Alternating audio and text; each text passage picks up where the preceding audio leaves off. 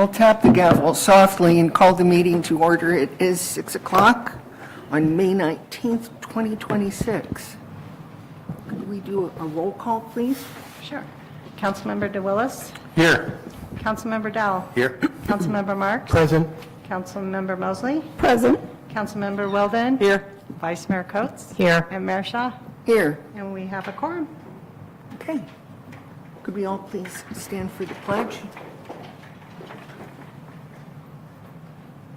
I pledge allegiance to the flag of the United States of America and to the republic for which it stands, one nation, under God, indivisible, with liberty and justice for all.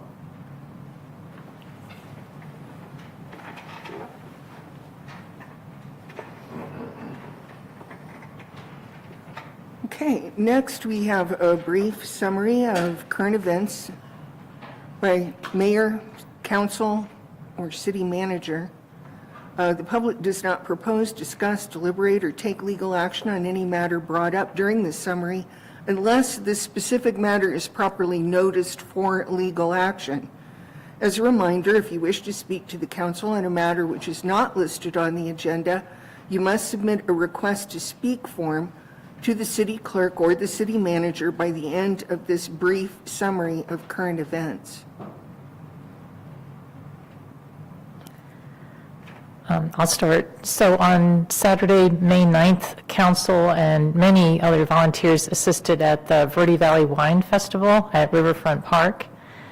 While many locals attended the event, at least half, I would say, were from Prescott and the Phoenix area, based on my questioning of attendees as to where they were coming from.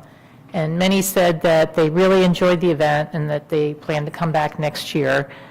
The event organizers have said the event will be bigger and better next year, and this is, of course, all good news for our local economy. I want to promote the first ever Cottonwood Police Teen Academy for teens 15 to 18 years old. This academy is 4 days from July 6th through the 9th at the Cottonwood Police Station. This is a hands-on program providing high school students with an understanding of the roles and responsibilities of police, including patrol tactics, 911 communication, K-9 work, and much more, and it is also free. And I'm promoting this event because I'm currently enrolled in the 8-week Citizens Police Academy, and it has really given me a vastly better understanding of police functions, their decision-making process, and their commitment to our community. And then lastly, I wanted to thank city staff for the pavement work that was recently completed on Candy Lane and at the west end of Gracetta Ranch Road. Both are huge improvements, but in particular Candy Lane, which many of us know was very rough and full of potholes, so thank you for that. And let me say two things. It's an economic development, whatever. For every dollar that is spent in our community or city, it goes around 3 times. So it's really worth $3 throughout the community. So all of our events and happenings are very well needed and appreciated and help the citizens. Secondly, I was visited again by the fire department, not because of my health, because I'm too short and couldn't reach a 10-foot tall smoke alarm. So they did a superb job and we're there in about 5 minutes. So thanks to the fire department, and I'm making them a cake for that, so they'll be rewarded. All right. One last thing I forgot. This is another, who cares? I also went through a police academy at one time, and my degree is actually law enforcement, which is bizarre. But I took the, where you shoot against the machine or whatever. Well, I killed a nun, so don't give me a gun. And this past Saturday, I attended the city's National Kids to Park Day event at the Kids Park. Ms. Dowell and the Youth Commission members helped the children color kites, masks, and create flower pot ornaments. I asked the parents how they heard about the event, and those said that they had seen it on Facebook, and a couple of them said they'd check our Facebook page regularly. So thankful to the person who does our Facebook page.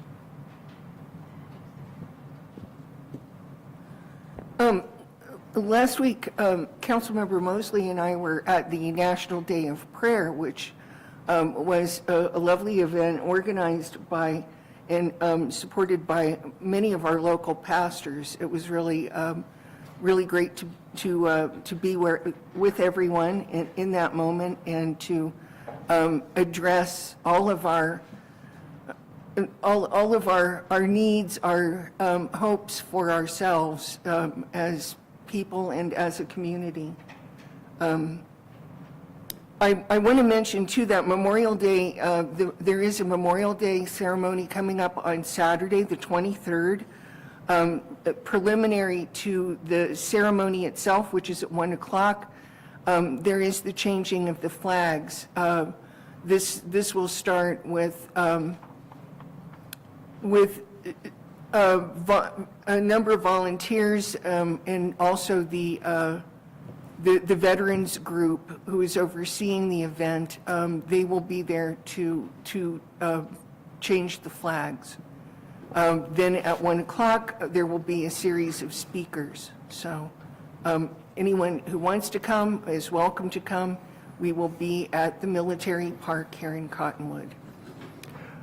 I just want to go on record to thank the Parks and Recreation Department for assisting us with the Cottonwood Pickleball Club with our spring tournament, which was held the 9th and 10th. The tournament was well attended, not as well attended than it would have been if I scheduled it on a weekend other than the weekend of the Verde Valley Wine Festival and Mother's Day. Lesson learned for next time. The Parks and Recreation Department all the time bend over backwards to help the community, and it's really appreciated.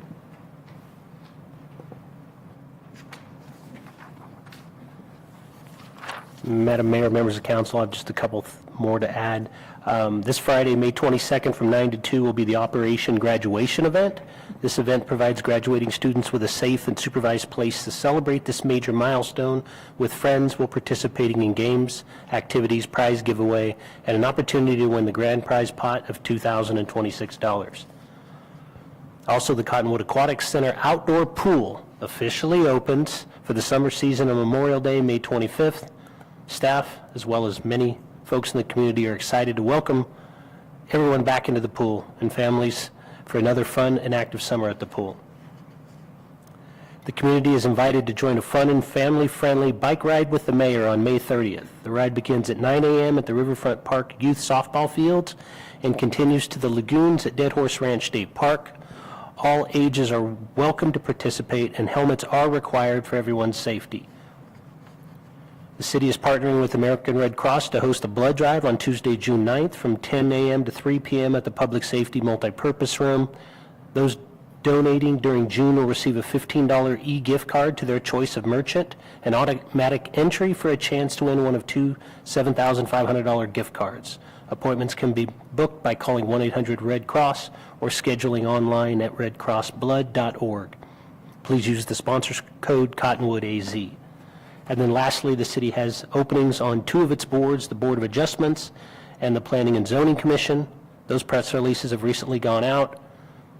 The City of Cottonwood is accepting those applications. The Board of Adjustment hears and decides requests related to zoning variances, appeals, and interpretation of the city's zoning ordinance.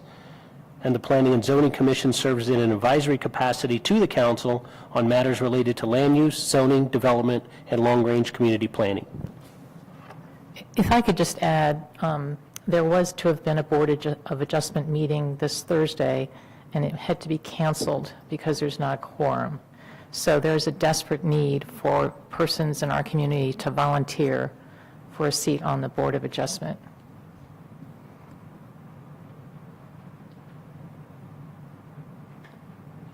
Okay, if there's nothing further, and I'm sure there are many more things that we can address, but we'll save them for later. I'm going to skip call to the public. I have no request to speak, and therefore I will forego admonishing everyone about what that requires. Next, we have unfinished business. This is City Council's consideration and possible adoption of Resolution Number 3396, approving a monthly increase of $100 for the compensation of the mayor and council members.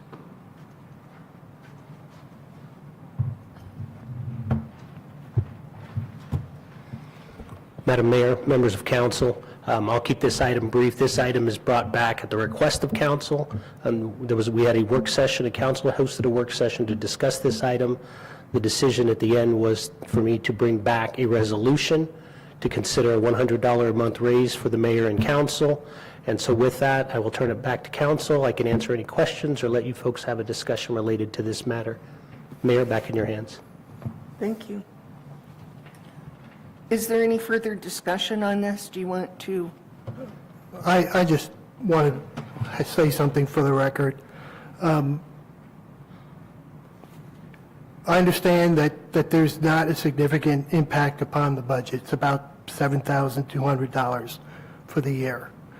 But as we discussed in the work session, and was shown in the work session, the stipend that is paid to council members currently aligns with other cities and towns of similar size. That was agreed to during the work session. And that's an important point because I think that's the best benchmark that can be done.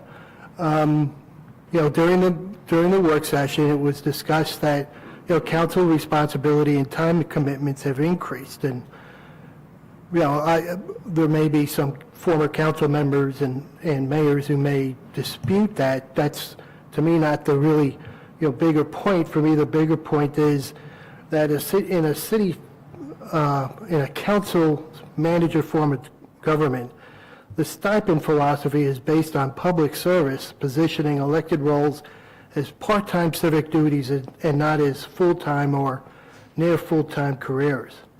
Another point that was noted in the work session is the consideration of attracting working individuals to serve. Again, I don't believe this aligns with the philosophy of public service, where the motivation should be serving in office comes from a desire to make the community better. And, based on that, so to me, the most important thing is we're already benchmarked favorably against other towns and cities.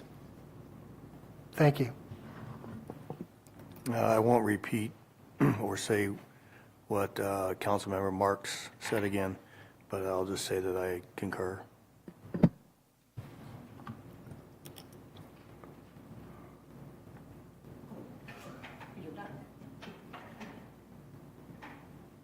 I made some notes. It was mentioned that the optics may look bad.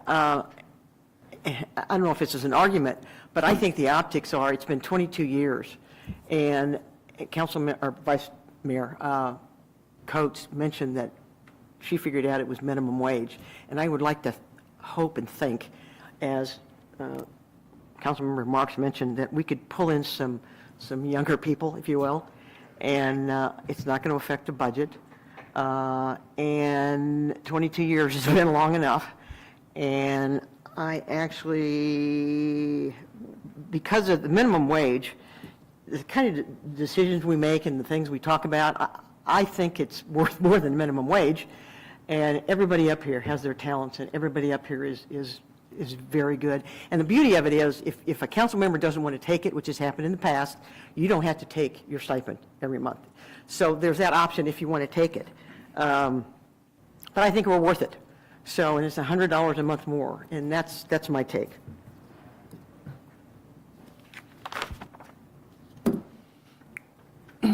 I agree with that. I don't think that it really diminishes the quality of our public service because we take an additional $100 a month. That's $1,200 a year. I don't see that as equivalent to a full-time minimum wage job. I'm not sure. But no, the responsibilities and all of what goes into this is worthy of some minimal compensation. And I don't think $100 a month brings us out of line with what other cities and towns are paying their, almost all of them across the board. I mean, I looked through list after list after list. I looked at many municipalities, and ones that I was surprised that actually paid substantially more than we do. But I would not ask for that. I do not think that that's necessary. The point is a point more of recognition for the service, I think, than it is as regarding a salary. So, any other comments? Yes, I ran for city council because I wanted integrity and confidence restored to this council. And that's my payoff, that this council is working to restore that to the residents of this city. And I was not aware there was even a stipend until I was asked to fill out the W-4 or whatever. So this is not a job. This is not a job. And it's not, it is service to the people. For me, it's the service to the people of this community. And I'm content with the stipend I now receive.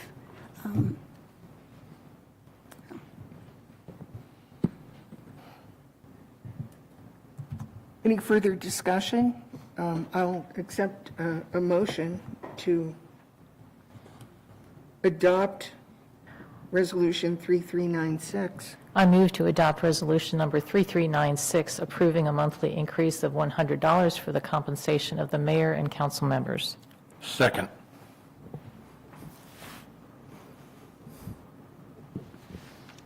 Councilmember DeWillis. Yes. Councilmember Dowell. No. Councilmember Marks. No. Councilmember Mosley. No. Councilmember Wilden. Oh, yes. Vice Mayor Coates. Yes. And Mayor Shaw. Yes. And that motion carries. Thank you, council. Thank you. I'll go ahead then and read the resolution into the record. This is Resolution Number 3396, a resolution of the mayor and council of the city of Cottonwood, Arizona, increasing the monthly compensation for the mayor and council members to take effect after the current term.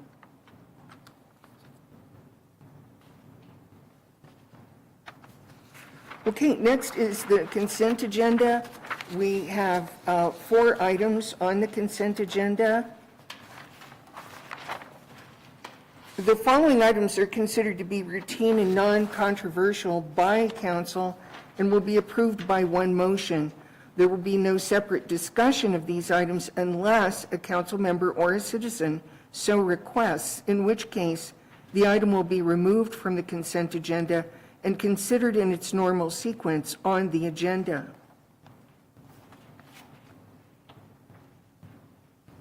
Are there any concerns, questions regarding the consent agenda? If not, I'll make a motion to approve the consent agenda items 1, 2, 3, and 4. Second. all in favor? Aye.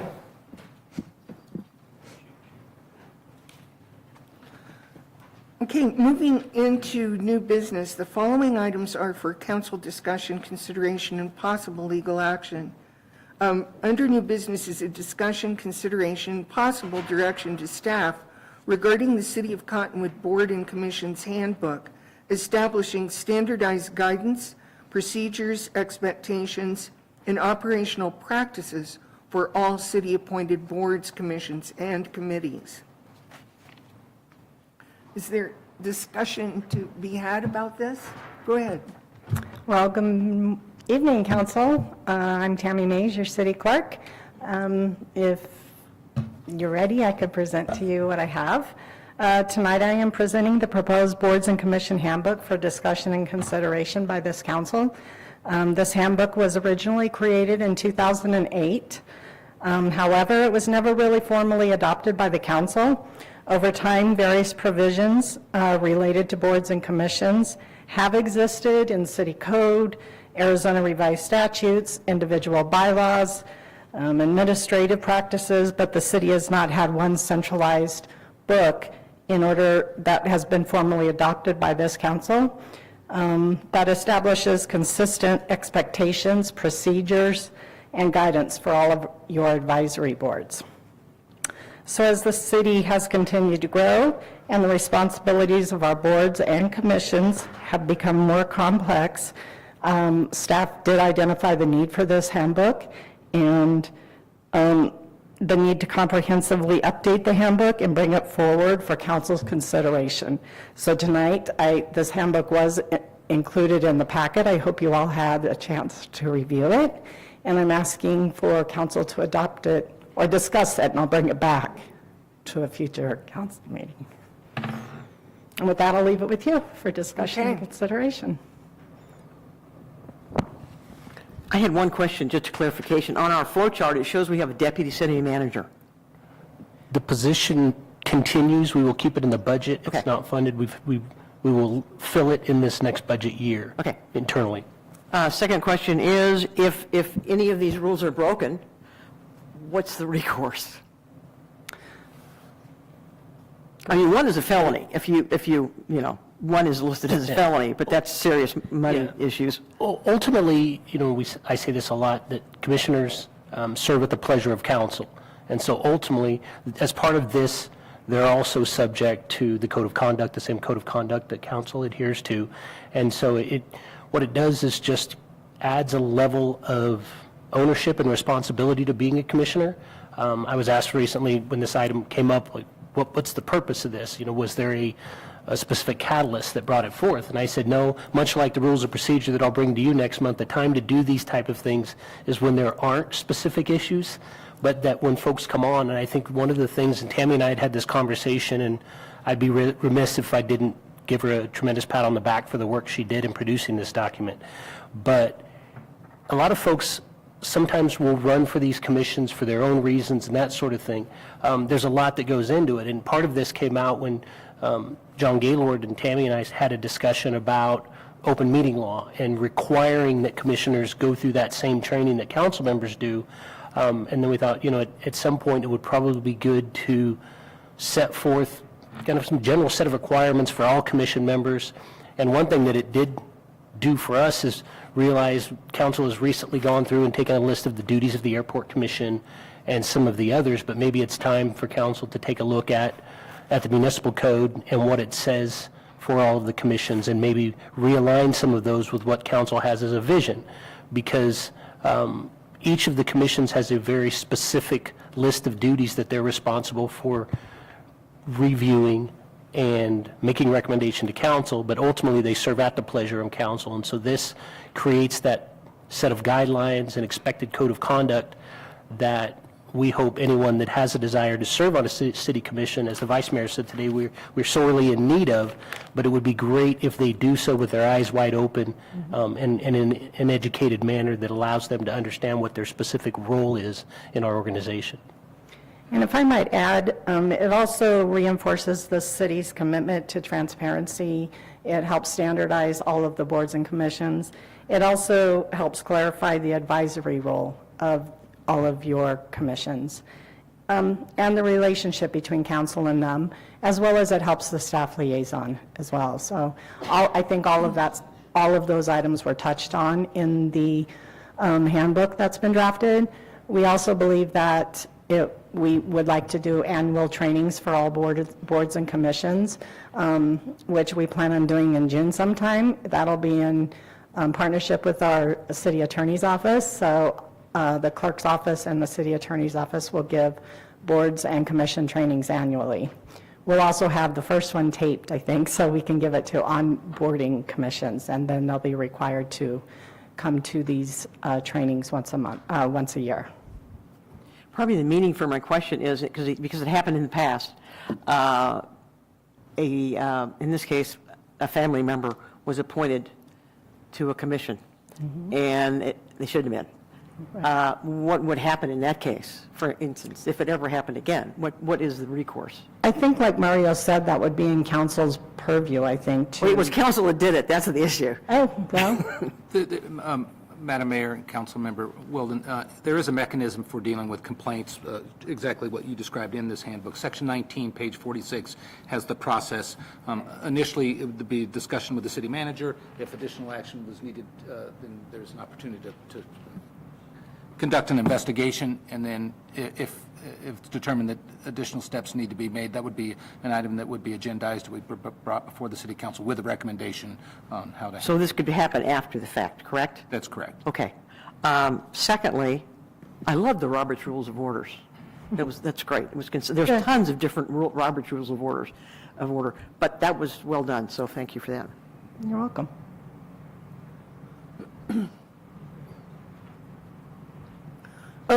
My only, I expected to have more questions and comments. I only found one little place where I thought maybe the wording could be shifted. We could take out 2 words, but everything looked good to me. It's consistent and clear, and that's what I really appreciated was, I think that it makes the roles that people are trying to fill here very clear. I don't think there's a lot of wiggle room. I don't think it's vague.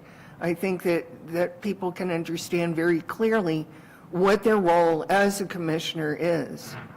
And the appendices to all of this, have all of the specifics for the commissions that we do support, so that are part of the city processes here. So, yeah, I think it's a really good and very functional handbook. Thank you. All right, well, I will bring it back for possible adoption on June 2nd, and thank you for hearing me tonight. Yeah, that would be the thing that we, just to clarify for council, we kind of set aside the approval, which we could have done, but we're going to include that on the consent agenda next time. And so that will be just something that we can go ahead and if you're okay with it, it will go through on the consent agenda. Unless Okay. you have any clarifications or objections at this time, please speak right up and let's get them out there. I guess not. I guess we're good to go. Thank you very much. Well done, Tammy. Thank you. Well done. Well done, yes.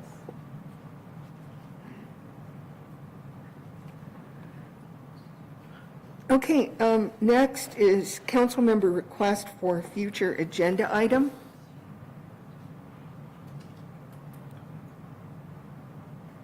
We already do have a nice list of agenda items coming up. Thank you, Mr. Cifuentes. So, yeah, unless you have anything to add, next is claims. I move to approve the claims report for May 19th, 2026. I'll second. All in favor? Aye. I'd like to make a move for adjournment. Second. All in favor? Aye. So who wins the? I lose. No one won. I did.